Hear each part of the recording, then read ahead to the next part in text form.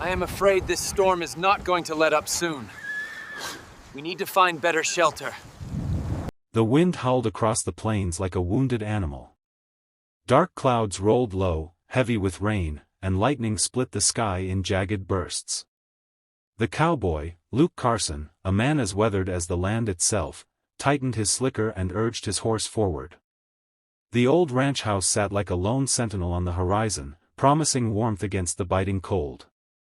Luke had been driving cattle all day when the storm came barreling out of nowhere, drenching the earth and turning the trail into a river of mud. Just as he reached the ridge above his ranch, his horse pricked its ears and snorted.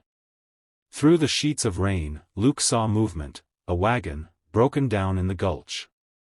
6 figures huddled under a makeshift tarp, shapes barely visible in the gray blur. Curiosity warred with caution. Strangers on the prairie often spelled trouble. But something in the way they clung together, small and desperate, struck a chord deep in Luke's chest.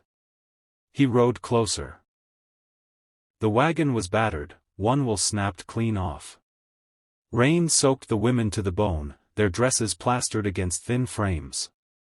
6 of them, young to middle-aged, all with faces etched by hardship. One stepped forward, shielding her eyes from the rain. Her dark hair clung to her cheeks, and though exhaustion dragged her shoulders, her chin stayed high. "We need help," she called over the storm. Luke swung down from his saddle, boots sinking in the mud. "You'll die out here if you don't get under a roof," he said. "Come on. My ranch is just over that rise." The women exchanged looks.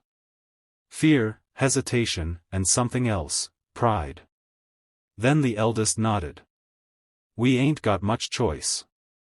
Minutes later, Luke had them all mounted on his wagon horse and trudging toward the ranch. Thunder boomed like cannon fire behind them as they disappeared into the storm. Luke didn't know who they were, or what kind of trouble might be following them. But by the time they stepped inside his home, he sensed this storm wasn't the only one he'd face. The old ranch house groaned in the wind as Luke shoved the heavy door open and ushered the women inside. The room smelled of wood smoke and leather. A fire crackled in the stone hearth, throwing warmth against the chill.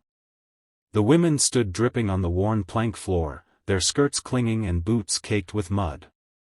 Luke grabbed blankets from a cedar chest and tossed them across the table. "Dry off. I'll rustle up coffee." The eldest woman, Clara, met his gaze with steady eyes.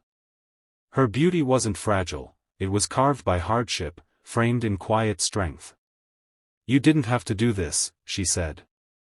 "Didn't feel right leaving you out there," Luke replied, setting a kettle on the iron stove. "Where you headed?" A flicker passed through their faces, hesitation, like words locked behind a door. "West," Clara said finally. "Just west." Luke didn't press. He knew the look of folks running from something. He'd worn it once himself. Instead, he poured steaming coffee and slid mugs across the boards.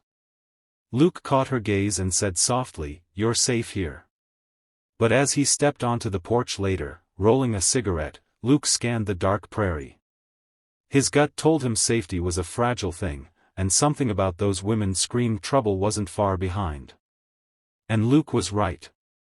Because while the storm raged outside, something far worse was riding hard under the cover of night, straight toward his ranch. The next morning broke calm and golden, as if the night's fury had been a bad dream. But Luke's unease deepened. At breakfast, the women moved like ghosts, quiet, efficient, washing dishes, sweeping floors without being asked. Clara thanked him again, but there was a finality in her tone, like someone bracing for goodbye.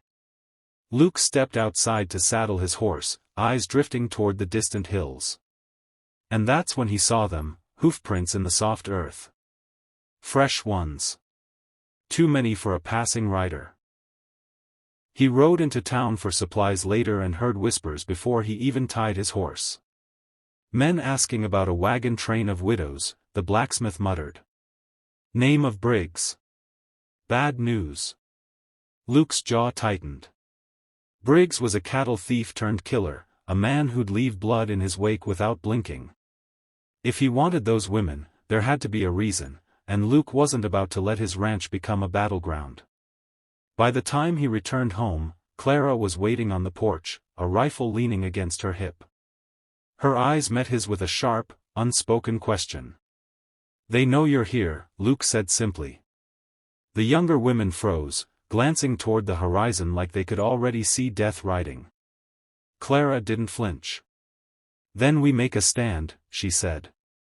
"We're tired of running." Luke stared at her, admiration flickering beneath his worry. 6 widows. 1 ranch. And a storm of lead about to break over them.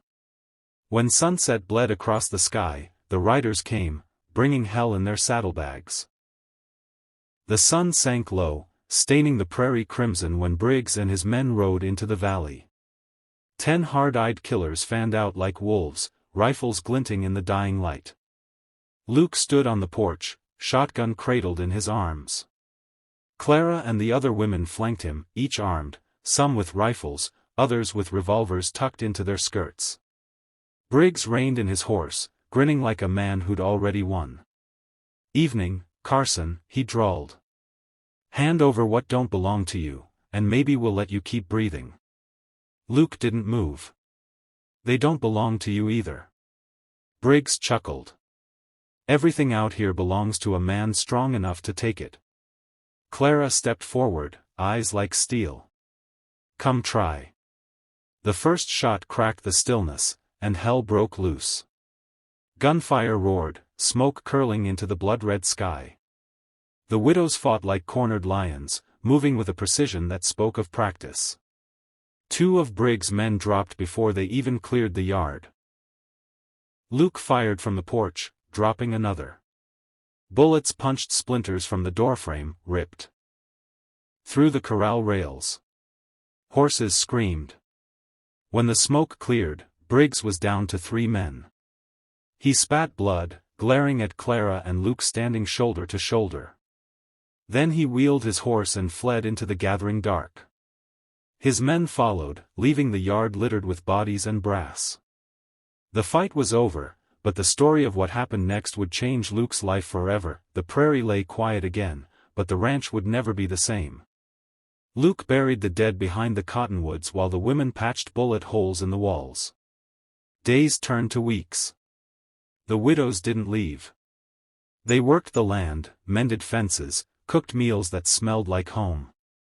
Laughter, something Luke hadn't heard in years, spilled from his porch at sunset. One evening, Clara leaned on the corral fence, the sky awash in gold. "We didn't mean to stay this long," she said softly. Luke tipped his hat back, a slow smile touching his lips. "Didn't mean to take in 6 widows either. But maybe this ranch was waiting for you." Her eyes met his, and in that quiet look was something stronger than any storm, a promise neither spoke aloud. And so the whispers began in town, about the cowboy who offered shelter in a storm, and the 6 widows who refused to leave. About a ranch that went from silent to alive. And about a man who gave strangers a roof, and found a family he never expected. They came seeking shelter, but what they found was home.